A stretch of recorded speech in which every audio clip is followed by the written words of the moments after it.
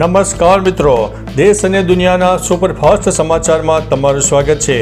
મિત્રો, અત્યારે જ્યારે ગુજરાતમાં વરસાદનું જોર વધી રહ્યું છે ત્યારે આજે તારીખ 17 ઓગસ્ટના રોજ 15 જિલ્લામાં ઓરેન્જ એલર્ટ આપવામાં આવ્યું છે।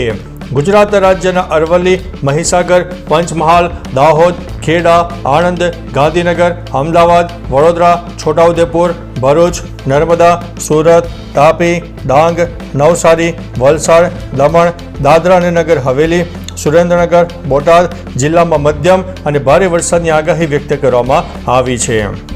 મિત્રો, ગઈકાલે રાજ્યભરમાં કૃષ્ણ જન્મોત્સવની ધામધૂમથી ઉજવણી કરવામાં આવી।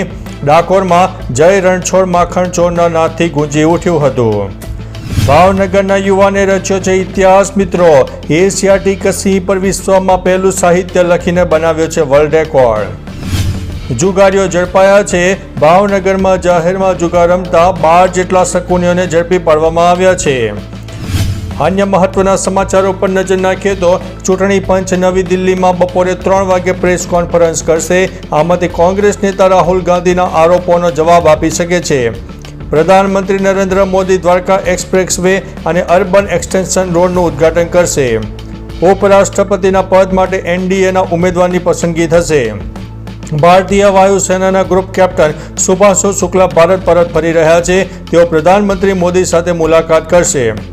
બિહારમાં રાહુલ ગાંધી વોટ અધિકાર યાત્રા શરૂ કરશે। આ યાત્રામાં તેજસ્વી યાદવ સહિત અનેક નેતાઓ ભાગ લેવાના છે। અમરેલી અને ભાવનગરમાં પાણીમાં ધસમસતા પ્રવાહમાં કાર ફસાઈ ગઈ। ગોંડલમાં 2 કલાકમાં 3.5 ઇંચ જેટલો વરસાદ ખાબક્યો।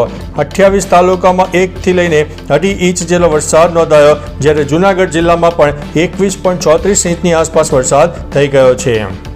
બીઆરટીએસ બસની ટક્કરે રોડ ક્રોસ કરી રહેલા રાહદારીનું મોત।